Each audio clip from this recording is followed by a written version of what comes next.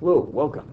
In this video, I'm going to be proving to you that differentiable implies continuous. That is, if a function is differentiable at a point, then it is also continuous at that point.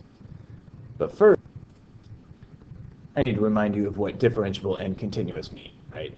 F is differentiable at a point if the limit of its difference quotient exists, which is meaning that that limit equals a real number. If the limit of its slope is a real number, whatever you want to call it. And f is continuous at a point if the limit of the function is equal to the value of the function at that point. Okay. So let's get to work. Now we're going to start by considering the limit of the difference. Hold on, I think when I was moving this thing around my left bracket, I put it on the wrong thing. Yeah, that's much better. We're going to consider the limit of f of x minus f of c as x approaches c.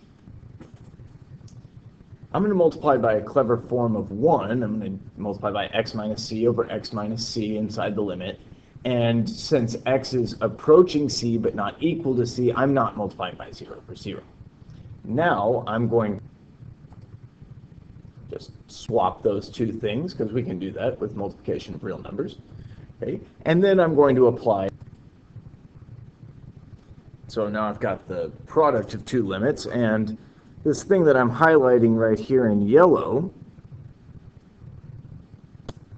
now if I assume f is differentiable, which I'm going to have to do in order to prove the theorem, right? I need to assume that f is differentiable and then show that it's continuous.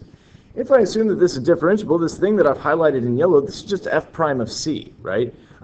This is just some real number, like I was saying in the definition. Okay, so I'm going to say now this is equal to, well, and also I can know what this limit is right here, right? There's nothing really weird going on here, so I can just plug in c for x, and I know that that limit is going to be 0. So I know that this is going to come back as 0 times f prime of c, which I'm saying must be a real number because that limit must exist because f is differentiable at x equals c. And 0 times any real number, we know what that's going to be. That's going to be 0.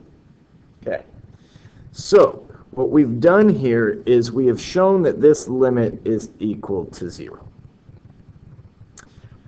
So if we've shown that the limit of f of x minus f of c is equal to 0, and because f of c does not depend on x, right, we can go down here and we can say that this indicates to us that, oh no, that's not good. Hold on. We're saying that the limit of f of x of c equals f of c, right, which is what it means for the limit to exist. Or, excuse me, that's limit existing and equaling the value of the function is what it means for the function to be continuous, which is what I'd hoped to show in the first place.